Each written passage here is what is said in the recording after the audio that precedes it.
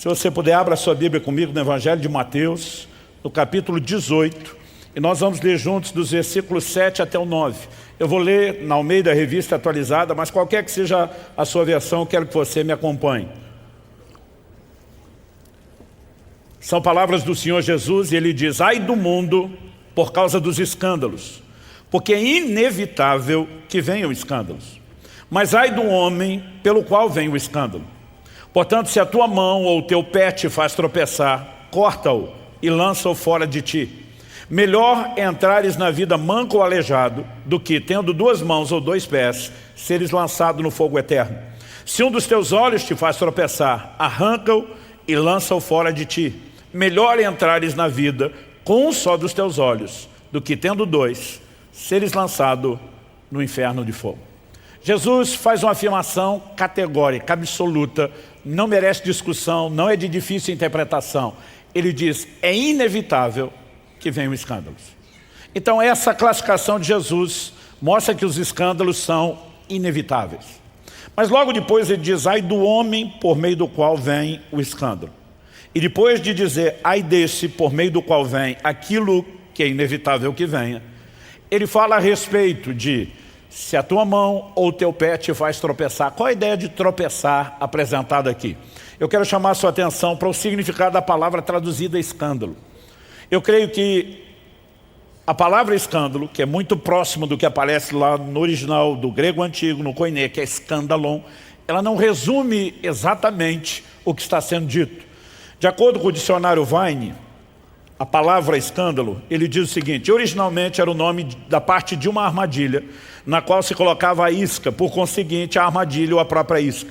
No Novo Testamento, escândalo sempre é usado metaforicamente, na maioria das vezes, acerca de qualquer coisa que desperta preconceito, ou torna-se obstáculo para outros, ou os leva a cair no caminho. O léxico de Strong apresenta o significado de escândalo assim: uma vara móvel ou gancho de uma armadilha, vara de armadilha, armadilha, cilada, qualquer impedimento colocado no caminho e que faz alguém tropeçar ou cair, pedra de tropeço, qualquer pessoa ou coisa pela qual alguém torna-se presa no erro ou pecado. A tradução brasileira de 1917, que teve como um dos consultores da língua portuguesa nada menos do que Rui Barbosa, traduziu assim: ai do mundo por causa dos tropeços. A Nova Almeida Atualizada diz: ai do mundo por causa das pedras de tropeço. E a Nova Versão Internacional, uma tradução que a gente chama de pura equivalência, não literalidade, ela interpretou e diz: ai do mundo por causa das coisas que fazem cair no pecado. Na nossa cabeça, a ideia de escândalo é quando a vergonha de alguma coisa errada cometida por alguém é exposta. E normalmente nós pensamos em escândalo como o problema de alguém veio à tona e se tornou conhecido de outros. Mas por mais que a vergonha tenha sido compartilhada e tornada pública, nós ainda pensamos que é o problema só da pessoa. A ideia de escândalo na Bíblia não é apenas o pecado que alguém comete, é o impacto que isso tem na vida de outros. Tem muito mais a ver com o dano a terceiros do que apenas o pecado propriamente dito. E eu quero que a gente possa olhar devidamente para o que o Senhor Jesus falou. O tema da minha mensagem hoje é uma pergunta. E ele faz muito mais sentido quando a gente olha ali o aspecto ortográfico, né, a grafia, a escrita, do que só falar. Né? Porque aqui nós temos duas perguntas: escândalos inevitáveis e ao mesmo tempo, separando o in, a pergunta é: escândalos evitáveis? Jesus começa falando que é inevitável que venham escândalos. Então a classificação de escândalos como inevitáveis é bíblica. Mas no mesmo texto, Jesus vai para uma linha de pensamento e aplicação prática, onde ele mostra que os escândalos são evitáveis. E não, ele não está se contradizendo, né? Apesar do paradoxo, da aparente contradição. A palavra de Deus não se contradiz, Jesus não está se contradizendo. E eu quero mostrar que as declarações dele, que vêm no mesmo texto, não são divergentes, elas são complementares. Há uma perspectiva de aplicação para a classificação de inevitável, e há uma perspectiva bíblica de aplicação para aquilo que é evitável.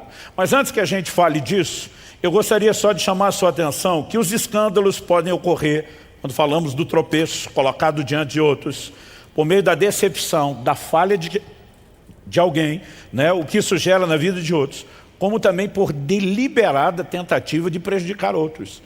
Numa das 7 cartas às igrejas da Ásia, no Apocalipse, no capítulo 2, no verso 14, Jesus fala assim: tenho todavia contra ti algumas coisas, pois que tens aí os que sustentam a doutrina de Balaão, o qual ensinava Balaque a armar ciladas, colocar armadilhas, aqui escândalo, diante dos filhos de Israel, para comerem das coisas sacrificadas aos ídolos. Então, a ideia de escândalo não é só o pecado que alguém comete, mas o como isso pode se tornar uma pedra de tropeço, atrapalhar outros. Vou repetir o que eu falei antes. O conceito tem mais a ver com o dano a terceiros do que apenas aquilo que o pecado faz contra nós mesmos na nossa relação com Deus. E o contexto deixa isso muito claro. Porque nós lemos os versículos 7 a 9 de Mateus 18.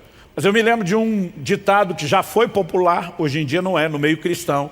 Eu ouvia isso ser repetido tanto dentro de casa como na igreja. O ditado era: texto sem contexto não passa de pretexto. Na interpretação bíblica a gente sempre procura olhar o contexto. E eu gostaria que você tivesse a paciência de ver comigo os versículos anteriores de Mateus 18. A gente leu antes do 7 a 9, eu quero ler os anteriores, do 2 ao 6. O texto diz assim: Jesus, chamando uma criança, colocou-a no meio deles e disse: em verdade vos digo que, se não vos converterdes e não vos tornardes como crianças, de modo algum entrareis no reino dos céus. Portanto, aquele que se humilhar como essa criança, Jesus está falando de uma criança literal, idade cronológica, esse é o maior no reino dos céus. E quem receber uma criança tal como esta em meu nome, a mim recebe. Qualquer, porém, que fizer tropeçar aqui é por escândalo. Qualquer, porém, que fizer tropeçar a um desses pequeninos que crê em mim, melhor lhe fora que se lhe pendurasse ao pescoço uma grande pedra de moinho e fosse afogado na profundeza do mar. Jesus toma uma criança literal e ele, a partir disso, começa a falar: se o comportamento de vocês não for semelhante a uma criança, não há a menor chance de que você possa desfrutar do reino. Mas depois ele diz: quem fizer uma criança como essa tropeçar. E a partir daqui que a ideia de tropeço, de escândalo aparece. Então ele diz: ai do mundo por causa dos escândalos. Ai do mundo porque eles trazem dor, eles trazem vergonha, eles trazem decepção, o seu estrago é inestimável. Mas ele também diz: ai do homem por meio do qual os escândalos vêm. Daqui a pouco nós vamos mexer no assunto de juízo sobre os promotores de escândalo. Mas antes disso, eu gostaria de chamar a sua atenção que Jesus está tentando proteger essas crianças. E isso precisa despertar em mim e em você uma consciência. Como igreja, como cristãos e ao mesmo tempo como cidadãos de uma sociedade que deveria proteger melhor as suas crianças. Nós estamos vendo o nível de abuso que estão tentando impor sobre as nossas crianças e nós não podemos assistir isso calados. Hashtag fica a dica. Voltando para o texto bíblico. O Senhor Jesus fala de crianças literais, mas quando você olha o ensino bíblico, nós não podemos excluir, embora a aplicação primária sejam de crianças literais, nós não podemos excluir aquelas que classificamos como espirituais. Em 1 de Pedro 2,2, a Escritura diz: como crianças recém-nascidas, desejem o genuíno leite espiritual, para que por ele lhe seja dado crescimento para a salvação. Então você vai ter adultos de idade avançada que acabaram de nascer de novo, espiritualmente falando, são crianças. Obviamente Jesus não falava só dessas pessoas, mas quando ele fala de não escandalizar os pequenos que creem neles, são os pequenos, os baixinhos literais, mas são aqueles de uma estatura espiritual ainda não desenvolvida, que também são sujeitos a um forte impacto que o nosso comportamento, seja positivo ou negativo, pode proporcionar. É diante dessa ideia que o Senhor Jesus vai apresentar o seu ensino. E eu acredito que nós precisamos ter isso muito claro na nossa mente. A vida cristã não diz respeito apenas à forma como eu e você nos conduzimos diante de Deus, mas a maneira como eu e você decidimos nos conduzir diante de Deus vai afetar a vida de outras pessoas e nós precisamos levar em conta os outros e não apenas a nós mesmos. A pergunta a ser feita é: qual o impacto que o bom testemunho tem na vida de outros? E ao mesmo tempo, a outra pergunta a ser feita é: qual o impacto que o mau testemunho pode ter na vida de outros? No meu primeiro ano como pastor, estamos falando de 30 anos atrás, eu me lembro de uma conversa que eu tive numa oficina mecânica lá em Guarapuava. Eu frequentava com uma certa regularidade a oficina, ela era de um novo convertido, recentemente havia entregado sua vida a Jesus lá na nossa igreja, estava dando os primeiros passos e eu visitava com uma certa recorrência, porque pensa num carro que ia quase tanto na oficina como eu tinha que ir ao supermercado. Eu brinco que aquele carro não podia ver um camarada assim, com um macacão sujo de graxa, que ele ameaçava dar problema. Uma vez estava dirigindo, passei perto de um cara com um macacão sujo e o carro ameaçou falhar. E eu falei para o carro, larga a mão de ser besta, aí um borracheiro, não é nem mecânico, pum, estourou um pneu. Vocês têm ideia de como era. Não era frequente. E eu estou lá conversando a respeito do carro e dos problemas que inevitavelmente estavam para acontecer. E esse mecânico falando comigo, e de repente ele vira para mim.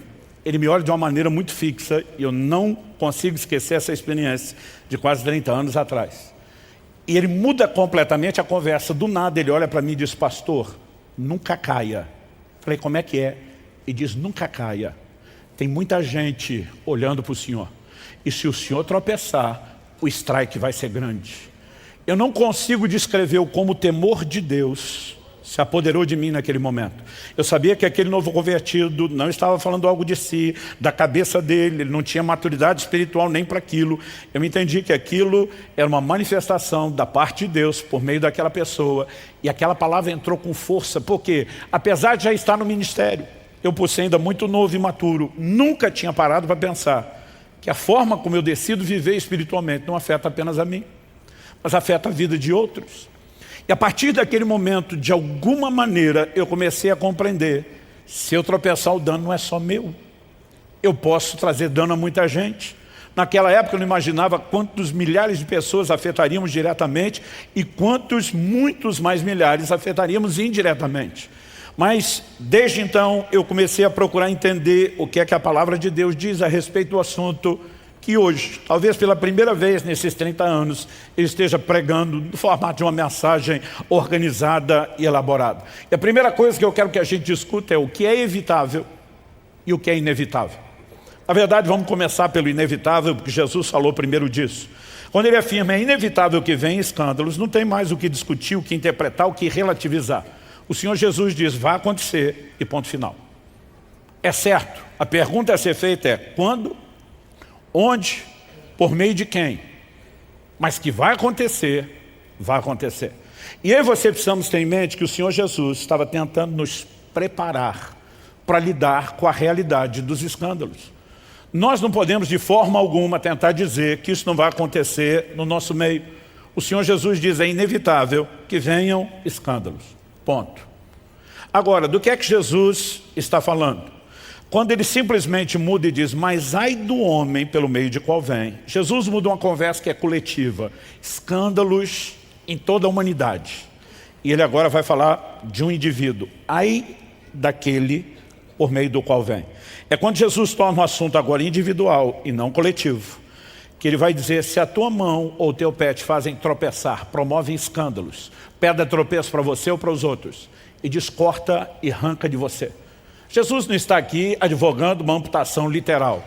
Ele não está advogando uma automutilação literal. Até porque não é a sua mão, o seu pé que pecam sozinho. Eles normalmente executam o que estão dentro de você. Não adianta você se livrar deles e a maldade vai continuar dentro de você. O que Jesus está dizendo é que nenhum sacrifício é alto demais para se evitar escândalos. Mas ele está dizendo que escândalos são evitáveis. Onde? Na perspectiva individual. Vamos tentar explicar isso melhor. Quando falamos da perspectiva coletiva, em termos de humanidade, e vamos deixar de lado a humanidade, quando a gente pensa nos ímpios, natureza pecaminosa, caída, governados pela velha natureza. Vamos falar de crentes que nasceram de novo, têm uma nova natureza, mas não viveram todo o processo de santificação e transformação. Ou seja, são falíveis, sujeitos ao erro, à possibilidade de queda. Nesse ambiente de esse ambiente de gente falíveis, eu vou tentar falar isso e não vai sair. Nós precisamos entender que os escândalos vão pipocar. O que Jesus está dizendo é inevitável que eles apareçam. Por quê? Eu e você não temos controle sobre a decisão de outros. Então, quando falamos dos escândalos na perspectiva coletiva, eles são inevitáveis, não depende de nós. Mas quando ele traz o assunto para o individual, eu e você precisamos entender que o que a Bíblia está nos ensinando é que eles são evitáveis. Ou seja, eu e você vamos reconhecer, de acordo com o que Jesus falou, os escândalos vão pipocar por aí. Mas através de mim, não. É uma escolha que eu e você, enquanto indivíduos, podemos fazer. E tudo que Jesus ensina na sequência não faria o menor sentido se os escândalos não tivessem esse aspecto de serem evitáveis. Os outros textos bíblicos que nós vamos ler não fariam o menor sentido, porque não foi só Jesus que falou a respeito do assunto. Por exemplo, em Romanos, no capítulo 16, nos versos 17 e 18, Paulo diz: rogo-vos, irmãos, que noteis bem aqueles que provocam divisões e escândalos em desacordo com a doutrina que aprendestes. Afastai-vos deles, porque esses tais não servem a Cristo, nosso Senhor, e sim a seu próprio ventre, e com suaves palavras e lisonjas enganam o coração dos incautos. E diz: tem gente inocente sendo enganada? Tem, mas afaste-se dessas pessoas. As orientações sobre a possibilidade de evitá-los, elas se estendem. Por exemplo, além daqueles que deliberadamente se opõem a essa doutrina, nós temos aquilo que não dá para classificar como pecado direto. Eu classificaria de indireto. O que é isso? É quando o erro não está necessariamente naquilo que você faz, mas na maneira como você faz. Eu classificaria isso de uma liberdade irresponsável. Em Romanos, no capítulo 14, de 13 a 15, o apóstolo Paulo, falando pelo Espírito de Deus, diz: não nos julguemos mais uns aos outros. Pelo contrário, tomai o propósito de não pôr de tropeço ou escândalo ao vosso irmão. Vamos fazer uma pausa. Você pode repetir isso comigo? Diga: tomai o propósito de não pôr de tropeço ou escândalo ao vosso irmão. Se os escândalos não fossem evitáveis, por que a Bíblia nos mandaria firmar o propósito de evitar o escândalo? Na perspectiva individual, eles são evitáveis. Agora, Paulo continua e diz: eu sei, verso 14, estou persuadido no Senhor Jesus de que nenhuma coisa é de si mesmo impura, salvo para aquele que assim a considera, para esse é impura. Se por causa de comida o teu irmão se entristece, já não andas segundo o amor fraternal. Por causa da tua comida, não faças perecer aquele a favor de quem Cristo morreu. Gente, para nós hoje, muitas vezes a gente não percebe o quão sensível esse assunto da alimentação era no início da igreja. Quando se conversava com os judeus, que durante séculos e séculos seguiram a lei de Moisés, havia muitas determinações classificando o que era puro e o que era impuro, o que se podia e o que não se podia comer. Paulo está tratando com toda a clareza do assunto. Ele diz: estou persuadido no Senhor Jesus de que nenhuma coisa é impura. Ele começa Romanos capítulo 14 dizendo: um crê que pode comer de tudo. O outro, fraco na fé, ele chama isso de débil na fé, acredita que só pode comer legumes. Essas disputas existiam não só no meio dos judeus, que tinham dificuldade de entender Hebreus 7,12, com a mudança de sacerdócio, a mudança de lei. Alguns deles estavam muito presos, mas quando o evangelho agora migra para o meio dos gentios, a confusão só aumentou. Porque no meio dos gentios o que eles tinham não era o entendimento de uma lei divina, eram práticas do chamado mundo pagão. Então muitos deles eram veganos não por opção de saúde, mas simplesmente por questões religiosas, porque para alguns deles comer carne era um ato profano. Então isso deu muito pano para manga no início da igreja. Paulo está dizendo: ei, eu sei, estou persuadido no Senhor que nada é impuro para si mesmo, a não ser para aquele que assim considera e resolveu acreditar nisso. Mas ele está dizendo ainda que você tem essa liberdade de entender que comer de tudo não é pecado. Se você advogar o uso da sua liberdade de maneira irresponsável e atropelar o seu irmão, você está faltando com amor e você está levando outras pessoas ao tropeço. Ou seja, errado não é só aquilo que você faz. Às vezes você pode fazer uma coisa certa e advogá-la do jeito errado e ainda assim trazer dano para pessoas que são fracas na fé. Andar em amor previne escândalos. 1 de João 2,10 diz: aquele que ama seu irmão permanece na luz e nele não há nenhum tropeço, no grego escândalo. Agora, o oposto, a falta de amor, só vai trazer dano. No verso 11 de 1 de João 2, a Bíblia diz: aquele porém que odeia seu irmão. Odeia seu irmão na Bíblia não é apenas a vontade de tentar matar alguém, é a falta de se importar e de andar em amor. Aquele porém que odeia seu irmão está nas trevas, anda nas trevas, não sabe para onde vai, porque as trevas lhe cegaram os olhos. A Bíblia nos mostra que na perspectiva coletiva, os escândalos são inevitáveis, vão acontecer. A pergunta, como eu disse, é quando, onde, por meio de quem? Porque nós não podemos controlar a escolha de outros. Mas no âmbito pessoal, os escândalos são evitáveis, porque eu e você podemos ter gerência sobre nós mesmos, sobre as nossas escolhas e dizer: isso não terá lugar na minha vida. Definido isso, em segundo lugar, eu quero te lembrar de uma das essências do cristianismo, que é o princípio do exemplo. O exemplo não é apenas uma forma didática, ele é a forma didática. E não apenas quando falamos da formação de discípulos. O pastor Marciano falou, vocês acreditaram na gente quando éramos os improváveis. E foi um bom exemplo, porque hoje eles estão acreditando em muitos de vocês que também eram improváveis. Jesus diz em João 13,15, eu vos dei exemplo para que como eu fiz, vocês também façam. O ensino de Jesus não era só teórico, olha gente, façam isso. O ensino dele era muito prático. E era fundamentado no quê? No seu exemplo. Cristo se torna a nossa referência, o nosso padrão de fé. E Paulo em 1 Coríntios 11:1 diz, sejam meus imitadores, como eu sou de Cristo. Paulo está dizendo, eu decidi segui-lo como referencial. E à medida que eu me alinho com ele, eu me torno referencial e modelo para vocês. Quando eu era garoto, eu ouvi tanto na igreja uma frase, que eu cheguei quase a acreditar que ela era parte da Bíblia. A frase que a gente ouvia era, não olhe para o homem, olhe para Jesus. Eu acho que essa frase fez tanto bem quanto mal. Tinha o seu aspecto positivo e negativo. Qual era o aspecto positivo? Quando alguém se decepcionava com a queda de outro, especialmente de um líder, lembrar essa pessoa de olhar para Jesus, em primeiro lugar é bíblico. Hebreus capítulo 12, verso 1, olhando firmemente para Jesus, o autor e consumador da nossa fé. Os nossos olhos devem estar nele. Agora, se a frase for usada para se eximir da responsabilidade do bom testemunho e do exemplo, aí nós temos algo caótico, catastrófico. Por quê? Nós temos a responsabilidade de imitar o exemplo de Jesus e dessa forma nos tornar referencial e exemplo aos outros. E, gente, isso não diz respeito só à fé. Quando Kelly e eu lançamos nosso livro como Flecha sobre criação de filhos, eu me lembro de uma live que a gente estava fazendo com alguém, a pessoa do outro lado perguntou, e aí, o que vocês acham que é o mais importante na criação de filhos? Nós respondemos junto, como se tivesse combinado, em coro, o exemplo. Porque não adianta você dizer para os filhos, faça o que eu falo, mas não faça o que eu faço. O exemplo tem um peso, tem um poder extraordinário. E no reino de Deus é a maneira através da qual nós reproduzimos na vida de outros aquilo que temos reproduzido da parte de Cristo na nossa própria vida. Quem está entendendo, diga amém. Quando você olha para a Escritura, nós precisamos entender essa declaração. Não olhe para o homem, olhe para Jesus. Na seguinte perspectiva, se alguém deixou de seguir o referencial, você o descarta e mantém os seus olhos em Jesus. Mas quando alguém está seguindo a Jesus como referencial, ele deve ter a consciência e a responsabilidade de ser modelo. E cada um de nós deve ter essa atitude e mentalidade. Isso não diz respeito apenas a uma liderança. A responsabilidade de não escandalizar não se limita a líderes. De ter um bom exemplo não se limita a líderes. Eu citei Romanos 14:15, Paulo está falando para todo cristão, se o seu irmão se entristece por causa da comida, você não está andando segundo o amor. Isso tem nada a ver com liderança, tem a ver com o comportamento do dia a dia. Na hora da refeição, não era nem no culto.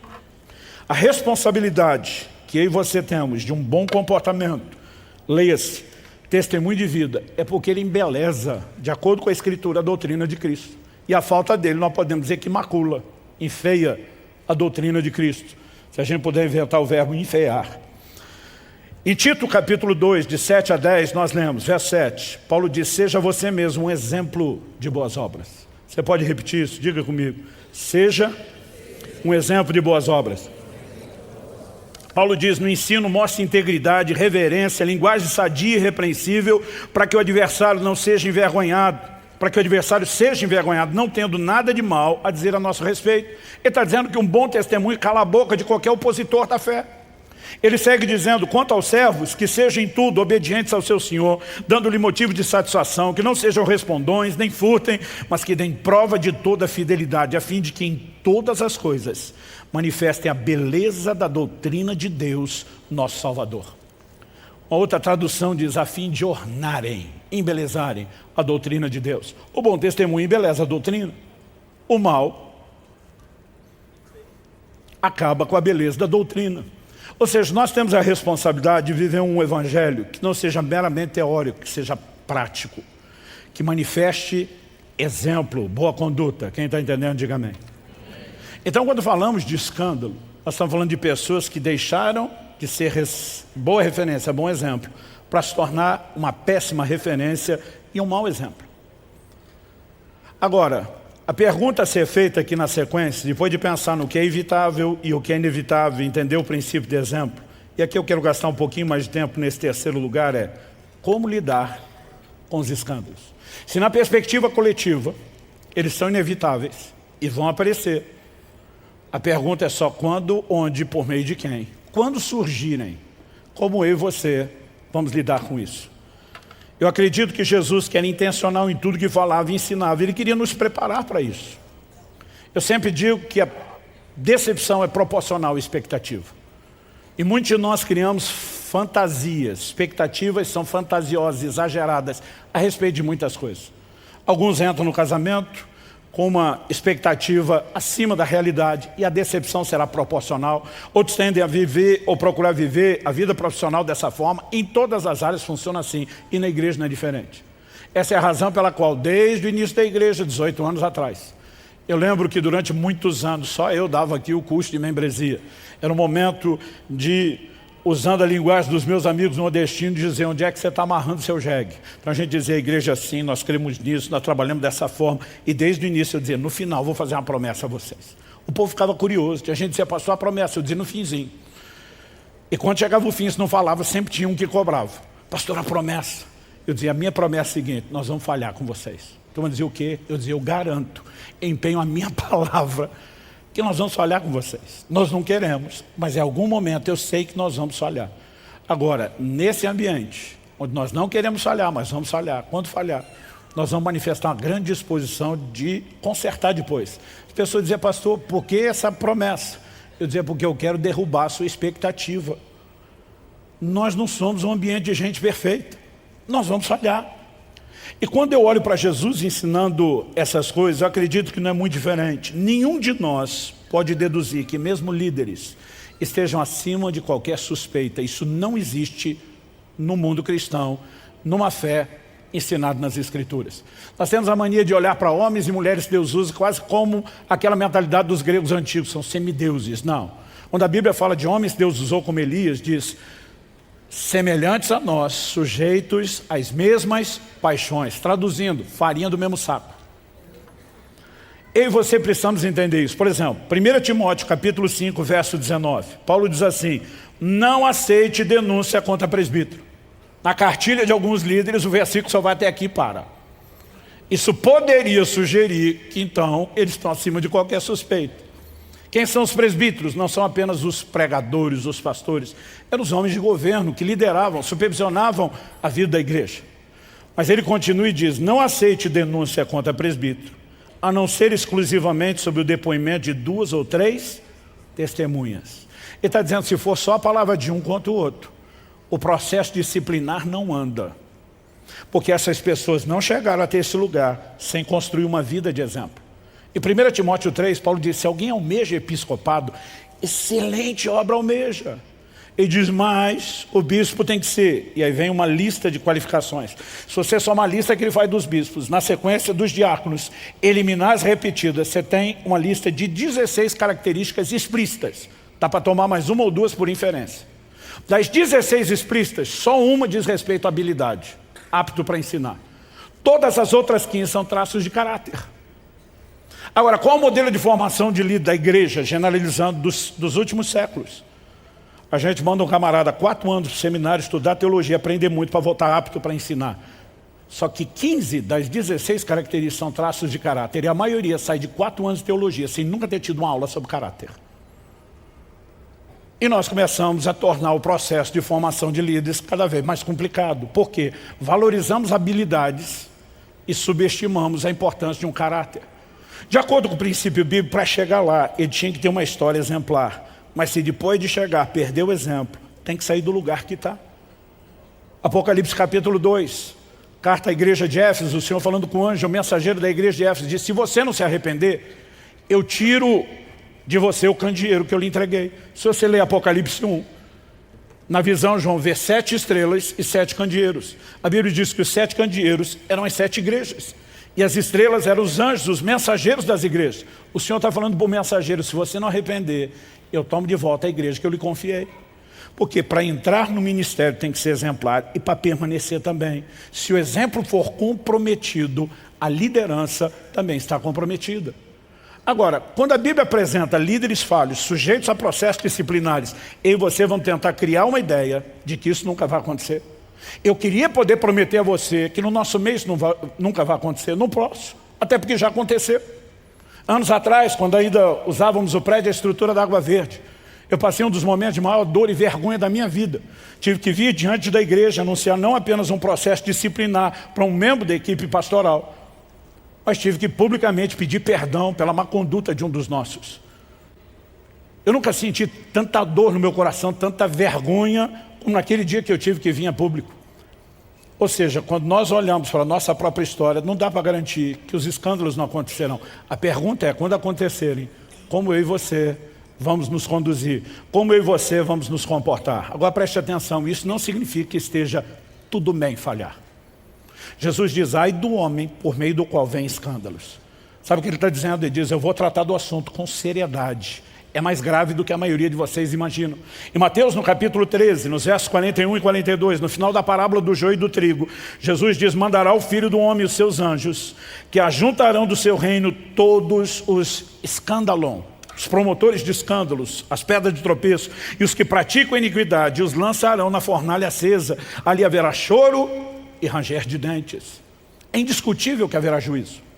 Jesus fala de pessoas que no último dia vão dizer, Senhor, no teu nome nós expulsamos demônios, nós profetizamos, nós curamos enfermos. Ele não vai dizer mentira, não fizeram isso. Ele não vai dizer coisa nenhuma, não foi no meu nome. Ele vai dizer, apartai-vos de mim, vocês praticam iniquidade, eu não vos conheço. Sabe o que ele está dizendo? Vocês não me representam. Porque fazer as minhas obras sem manifestar o meu caráter não dá a vocês o direito de me representarem. Então nós não podemos olhar e simplesmente dizer, não, não vai acontecer. Ao mesmo tempo, quando acontece, a gente diz, o juízo será severo. Ao mesmo tempo, precisamos entender que pessoas, como Davi, chamado de um homem segundo o coração de Deus, que caem e se arrependem, precisam encontrar no nosso meio um ambiente de restauração. Gálatas capítulo 6, verso 1, nos fala a respeito disso. O texto diz de uma maneira muito clara, irmão, se alguém for surpreendido em alguma falta, vocês são espirituais, restaure essa pessoa com espírito de brandura. Outra versão diz com mansidão. Mas ele também diz, e que cada um tenha cuidado, para que não seja também tentado. Ele está dizendo, mesmo vocês, os espirituais, que podem ajudar a restaurar, cuida. Porque o que aconteceu com ele poderia acontecer com você. Traduzindo, ninguém está acima de qualquer suspeito. O ambiente de amor e restauração não significa um ambiente de está tudo bem, pode fazer. Nós precisamos ter uma cultura, uma mentalidade forte para fazer todo o possível, para asfixiar toda a possibilidade de escândalo no nosso meio. Quem está entendendo, diga amém. E precisamos entender o assunto é sério e merece juízo, julgamento diferenciado. Mas a pergunta a ser feita é, e se alguém falhar? O que eu e você podemos fazer? Nós podemos escolher não promover o escândalo, mas não podemos escolher pelos outros. E outros escolherão promover o escândalo. E quando isso acontecer, a pergunta é, como eu e você devemos nos comportar? Eu quero te apresentar 4 perspectivas e vou te dar o fundamento bíblico. A primeira delas é, não se afaste de Jesus por causa dos que tropeçaram. Você pode repetir isso comigo?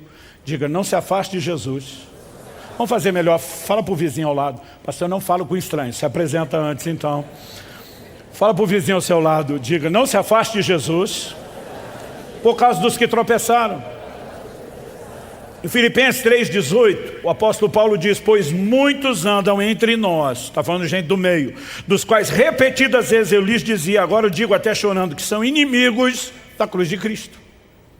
No nosso meio surgirão gente que pela sua conduta não são promotores da mensagem da cruz, eles se tornaram inimigos, eles estão trabalhando contra ela. A pergunta a ser feita é, eu vou permitir que um inimigo da cruz me coloque contra aquele que morreu por mim na cruz? Eu vou deixar que a queda dele seja desculpa para que eu esfrie e me afaste de Jesus? De jeito nenhum. E aí nós voltamos para Hebreus capítulo 12, verso 1. Olhando firmemente para Jesus, o autor e o consumador da fé. Ele começou a minha fé, ele termina. Eu não vou deixar nenhuma dessas pessoas abortar o processo ou me roubar do relacionamento com ele. Quem está entendendo, diga amém. Segunda verdade, não desvalorize a palavra pelo não cumprimento dos que a ensinaram. Eu tenho visto muita gente. Quando eu falo muita gente, não são só gente que nós recebemos aqui. A maior igreja hoje no Brasil não se reúne nos prédios, não está em contato com os outros irmãos. Ela é composta de muita gente decepcionada pelo mau testemunho de muitos outros. Agora a pergunta a ser feita é, o não cumprimento da palavra por parte daqueles que a ensinaram invalida a verdade da palavra de Deus? Sim ou não? Vamos ver o que Jesus, o cabeça da igreja, ensinou. Mateus 23, de 1 a 3. Então Jesus falou às multidões e aos seus discípulos: na cadeira de Moisés se assentaram os escribas e os fariseus. Portanto, façam e observem tudo, não uma parte, tudo o que eles disserem a vocês, mas não os imitem em suas obras, porque dizem e não fazem. Jesus está confrontando um bando de religiosos hipócritas. Ele está dizendo: se vocês olhar para o comportamento deles, não merece ser imitado, porque eles não vivem o que estão ensinando a vocês. Mas o que eles estão ensinando não é um código de comportamento humano, é a palavra de Deus. Então obedeça a tudo o que eles ensinarem, enquanto eles estiverem ensinando a palavra. Só não olhe para o comportamento deles e não imite o mau testemunho deles. Mas sabe o que Jesus está dizendo? O não cumprimento da palavra por parte dos que ensinam não invalida a veracidade da palavra de Deus que nos alcançou. E nós temos um compromisso com a palavra, independente do bom testemunho de quem ensina. Quem está entendendo, diga amém. Terceiro lugar, afaste-se dos promotores de escândalo. Você pode repetir o segundo, diga: não desvalorize a palavra pelo não cumprimento dos que a ensinaram. Terceiro, repita comigo: afaste-se dos promotores de escândalo. Romanos 16, 17, Paulo diz: rogo-vos, irmãos, que noteis bem aqueles que provocam divisões e escândalos em desacordo com a doutrina que aprendesse. Afastai-vos deles. Ele não está falando de mera punição social. A Bíblia diz que quando alguém arrepende, a gente vai trabalhar a restauração. O que a Bíblia está falando de gente que continua promovendo sem se arrepender. Há um nível de relacionamento onde você não exerce mais influência e não proporciona mudança. E se você chegou nessa fase, o risco é que você seja influenciado. Sem contar que o relacionamento e o convívio com promotores de escândalo pode funcionar como uma espécie de cumplicidade ou de chancela sobre um comportamento errado. Então a Bíblia está dizendo: não se relacione com esse tipo de gente. É promotor de escândalo, afaste-se deles. Até porque esse negócio é contagioso. Quarto lugar, escolha olhar para os que permanecem firmes. Eu quero ler a declaração de Paulo. Eu li só o Filipenses 3,18 no início, mas eu quero ler ele dentro do contexto, do 17 ao 19. Paulo diz: irmãos, sejam meus imitadores e observem os que vivem segundo o exemplo que temos dado a vocês. Paulo dizia: estou imitando Cristo, e por isso eu posso dizer a vocês: me imitem. E não apenas me imitem, observem aqueles que estão seguindo o exemplo que nós temos dado. Paulo está dizendo: não apenas eu, mas muitos outros no meio de vocês são referenciais. Depois de dizer que tem bons referenciais, é que ele diz: pois muitos andam entre nós, dos quais repetidas vezes eu lhes dizia, agora digo até chorando, que são inimigos da cruz de Cristo. O destino deles é a perdição, o Deus deles é o ventre, e a glória deles está naquilo de que deviam se envergonhar, visto que só pensam nas coisas terrenas. Ele está dizendo: no nosso meio tem boa e má referência. Sabe o que ele está dizendo? Olha para as boas. Não coloque seus olhos nas más referências. Muitas vezes, porque estamos diante de pessoas que tiveram um mau comportamento, a gente decide ser influenciado pelos de mau comportamento e não pelos que seguem andando em integridade. Quando tive que vir a público pedir perdão pela conduta de um dos pastores da casa, eu me lembro que não foi um, dois ou três, vários irmãos e irmãs diferentes, sem ouvirem uns aos outros, me procuraram no final do culto e disseram: pastor, a gente sabe que o seu coração está despedaçado pelo que aconteceu, mas nós queremos que o senhor saiba que nós podemos olhar para todos os outros de vocês que permanecem firmes e dando um bom exemplo. O mau testemunho de um não vai falar mais alto na nossa vida do que o bom testemunho de todos vocês. Eu lembro de gente dizendo: a sujeira não foi varrida para debaixo do tapete. Vocês trataram dessas coisas publicamente, mostraram o compromisso com Deus. Nós escolhemos olhar para vocês. E sabe, eu e você precisamos ter isso em mente, que nós podemos escolher em quem que nós vamos colocar os olhos. Quando a Bíblia fala a respeito dos líderes, eles não são perfeitos. E há um momento específico onde eles vão se tornar uma referência inquestionável. Sabe quando? Depois que os seus dias na terra já terminaram. Hebreus capítulo 13, verso 7 diz: lembre-se dos seus líderes, os quais pregaram a palavra de Deus a vocês, e considerando atentamente o fim da vida deles, imitem a fé que tiveram. Aqueles que já partiram e deixaram um bom legado, entre eles nosso saudoso pastor Francisco, alcançam aquele lugar de dizer, esses inquestionavelmente podem ser imitados. Porque alguém pode 90, 95, 99% da sua vida manter um bom testemunho e estragar tudo no final. Mas quando nós terminamos a carreira, uma vida de integridade, de referência, de bom exemplo, então o legado do bom exemplo se perpetua. Até que a gente chegue esse dia, eu não estou dizendo que a gente vai desconfiar de tudo e de todos. Mas nós precisamos entender que coletivamente os escândalos são inevitáveis, podem surgir. E quando surgirem a pergunta é, como eu e você vamos nos conduzir? Quem está entendendo, diga amém. Para terminar, eu acredito que nós precisamos ter uma fé, e esse é o ensino bíblico, que sobrevive a tudo. Pastor, o que o senhor quer dizer? Eu quero dizer que tem os dois lados da moeda, ou seja, eu e você precisamos entender não só o que os outros fazem podem trazer dano para nós, mas a nossa escolha de não nos dobrarmos às tentativas de dano contra nós.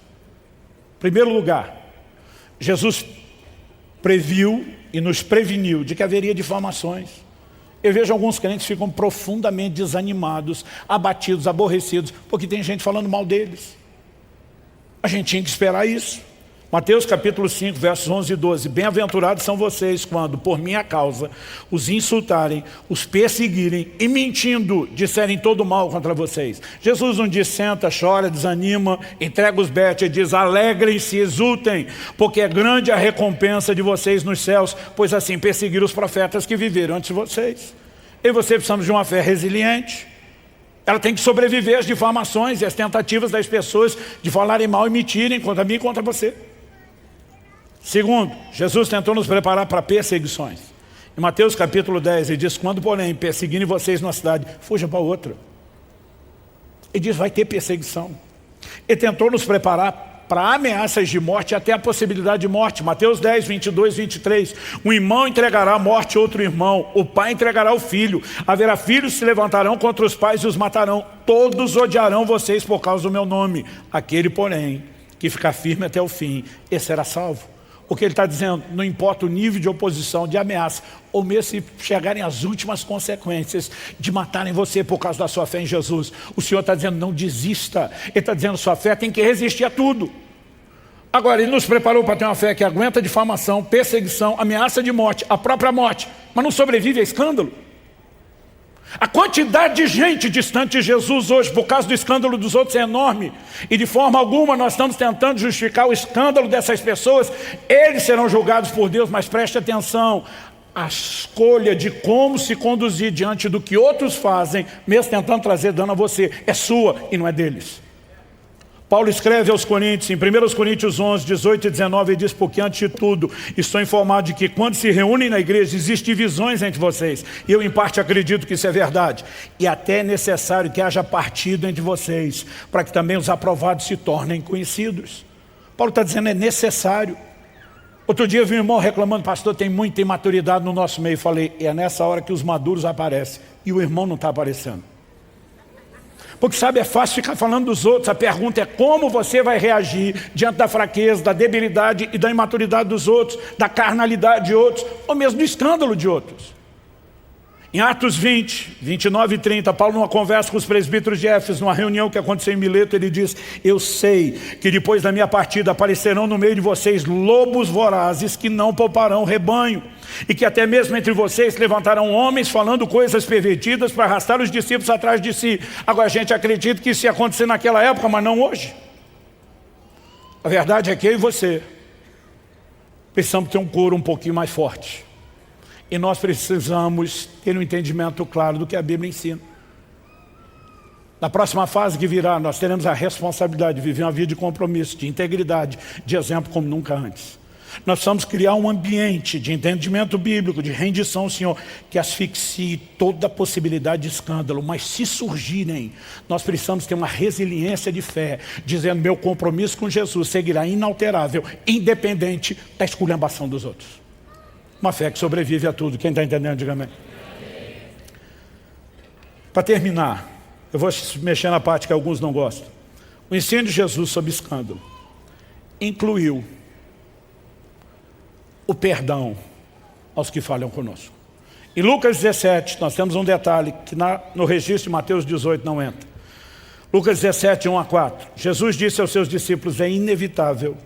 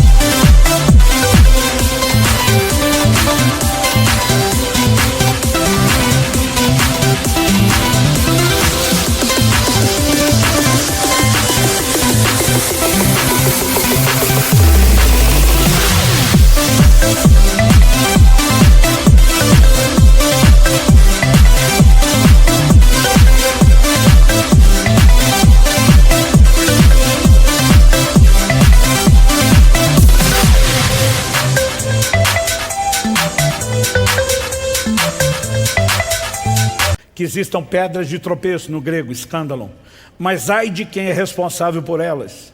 Seria melhor para esse que uma pedra de moinho fosse pendurada ao seu pescoço e fosse atirado no mar do que fazer tropeçar um desses pequeninos. Deixa eu fazer uma pausa antes de terminar o texto. O texto todo está tudo junto. Mas deixa eu fazer a pausa. Jesus não está fazendo apologia ao suicídio. No meu entendimento bíblico, isso precisa ficar claro para nós, enquanto igreja local. O suicídio está numa condição complicada quando falamos de salvação. Paulo escreve aos Coríntios e diz, se alguém destruir o corpo, que é o santuário do Espírito, Deus o destruirá. O cara já destruiu o corpo, o que é que sobrou para Deus destruir depois? O que você acha que é essa destruição? Você está falando de condenação eterna? Nós podemos abrir discussões sobre casos de sanidade mental. O juízo com que alguém fez uma escolha. Mas não podemos ter uma mentalidade tolerante ao suicídio. Dar fim à própria vida não é o caminho de Deus para ninguém. Que ninguém ceda a esse tipo de pressão, não importa o seu nível de desespero. Que ninguém deixe de ser misericordioso, eu diria mais do que empático, cheio de compaixão por qualquer pessoa à sua volta e que dê sinais de aflição ou sofrimento nessa hora. Nós precisamos de uma mão amiga, mais do que a mão no ombro, intercessão, oração, jejum, apoio, suporte. Mas nós não podemos criar uma mentalidade de tolerância ao suicídio. Nós precisamos promover um ensino contrário. Então não, Jesus não faria apologia ao que a Bíblia é contrária. O que é que ele está dizendo? Em primeiro lugar, ele está dizendo, se você vai escolher viver uma vida onde os escândalos entram, você não deveria imaginar que vale a pena viver esse tipo de vida. É mais importante do que viver, evitar escândalos. Outro dia alguém falou, mas pastor, se na sua teologia o suicida está pegando um passaporte meio que direto para a condenação eterna, por que é melhor o cara fazer isso do que dar escândalo? Eu falei, é melhor ele ir para o inferno sozinho do que arrastar um monte de gente com ele. Dá para entender a diferença? A condenação eterna não é só dos que abriram mão da salvação, no nível pessoal. A Bíblia diz que lá cada um será julgado de acordo com as suas obras. E quanto mais gente o cara arrastou com ele para o inferno, maior será o nível de condenação que ele vai viver. Então Jesus está dizendo, é melhor você se despachar para lá, sozinho, do que arrastar mais gente com você, porque a coisa vai ficar ainda pior. Mas não, Jesus não está dizendo faça isso. Ele está dizendo, não vale a pena viver para se tornar um promotor de escândalo. Então, se eu e você entendemos isso, nós não vamos dar fim à vida. Nós vamos escolher viver da forma correta. Deu para entender? Depois de deixar claro o assunto, Jesus emenda e diz, tenham cuidado. Cuidado com o quê? Se o seu irmão pecar, repreenda-o. Se ele se arrepender, perdoe-lhe. Se pecar contra você 7 vezes num dia, 7 vezes vier para lhe dizer, estou arrependido, perdoe. O assunto do perdão é extenso. Mas eu tenho visto muita gente que, machucado pelo mau testemunho de outros, permite que o veneno comece a entrar no seu coração. Alguém definiu o ressentimento mais ou menos com o seguinte exemplo, para indicar a falta de inteligência dele. Diz, o ressentimento guardado no coração é algo assim semelhante a você beber todo dia um pouco de veneno, esperando que quem te feriu morra. Quem está morrendo é você. Muita gente está carregando o dano da escolha de outros, de um mau comportamento, porque abrigou no seu coração a dor da decepção. Quando Jesus diz, ai do mundo por causa dos escândalos, gente, isso é trágico. Não há outra forma de definir. Mas eu e você podemos parar o efeito disso no nosso coração. Nós podemos ter uma blindagem em Deus, onde a gente diga, eu não vou sucumbir à escolha errada de outros. Estão me entendendo? Para concluir, reconheça que quanto a outros os escândalos são inevitáveis. E nessa perspectiva, prepare-se para eles. Mas reconheça que quanto a você, na perspectiva individual, os escândalos são evitáveis. Não faça suas escolhas de forma egoísta ou leviana. Um crente quando tropeça nunca está afetando só a si. Nunca está prejudicando só o seu relacionamento com Deus. Ele vai afetar outras pessoas. Reconheça que você é um candidato e procure andar em vigilância e usar os recursos de Deus. Eu tenho uma oração que eu faço desde o início do ministério. Eu com frequência digo a Deus, Senhor, se algum momento a corda for romper para o meu lado, eu não for segurar a onda, eu não for dar conta, eu lhe imploro que o Senhor me leve antes. Significa que eu não quero viver? Não. Significa que não vale a pena viver se for para macular o nome do Senhor, se for para desonrá-lo. E já falei para minha mulher e toda a equipe pastoral, se eu for embora cedo, não ore para eu ressuscitar. Porque só há uma possibilidade de eu ir embora cedo, é Deus me poupar de alguma bobagem. Então vocês estão proibidos de orar. Significa que eu estou esperando que isso aconteça? Não. À medida que eu oro isso, dia após dia, eu estou me lembrando.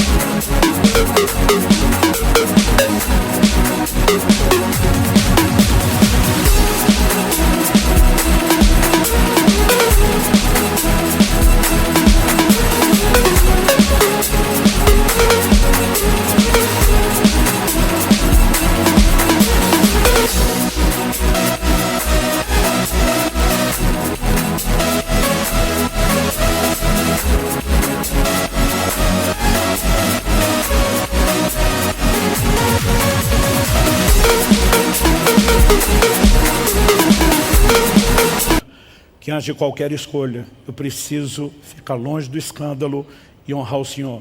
Porque se naquela época, cuidando de algumas poucas centenas de pessoas, a advertência do mecânico lá era o strike será grande, eu fico imaginando hoje o lugar que eu estou. Eu não tenho o direito de tratar o ministério como se fosse só um privilégio e não uma responsabilidade. Isso aqui é um bom motivo para ficar longe dos escândalos. Jesus diz, se você os evitar, você entra na vida.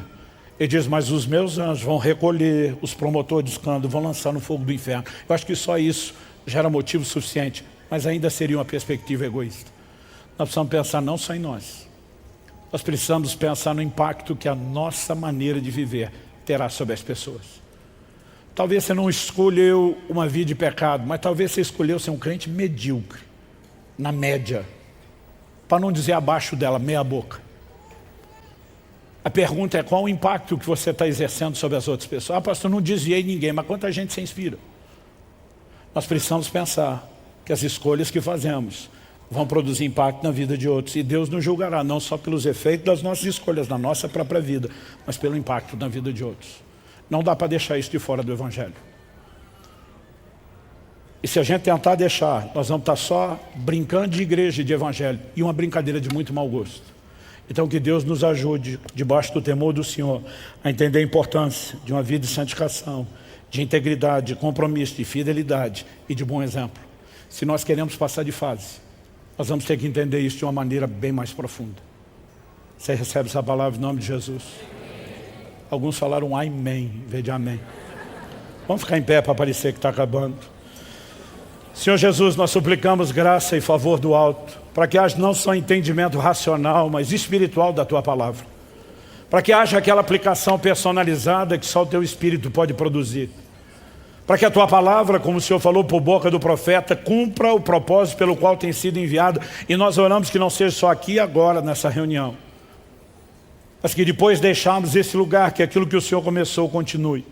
Que mais do que informação, mais do que alinhamento, a Tua palavra produza resultados maiores e progressivos na nossa vida. Que o temor do Senhor toque de uma forma particular os nossos corações.